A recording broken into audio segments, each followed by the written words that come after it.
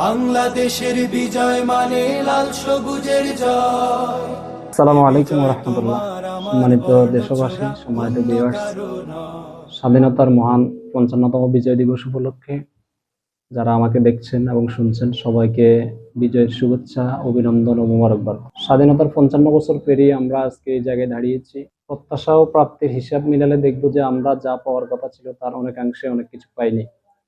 এবারের বিজয় দিবস আমরা ভিন্ন আঙ্গিকে উদযাপন করার চেষ্টা করছি এবং এই বিজয় দিবসে আমরা জাতির কাছে আশা করব অতীতের যে পাওয়ার কথা ছিল যা আমরা পাইনি, আশা করব আগামী দিনে যারা স্বাধীনতাকে বুকে ধারণ করে, স্বাধীনতার স্পিরিটকে লালন করে এবং ইসলামী মূল্যবোধে বিশ্বাস করে, তাদের হাতে স্বাধীনতা নিরাপদ। আমরা তাদেরকে যাতে করে স্বাধীনতা অর্পণ করতে পারি, তাদেরকে দিয়ে দেশ গঠনের সুযোগ দিতে পারি, সেই চেষ্টা আমরা অব্যাহত রাখবো। সকলকে বিজয়ের শুভেচ্ছা, অভিনন্দন। আসসালামু আলাইকুম। বিজয় মানে লাল সবুজের জয়।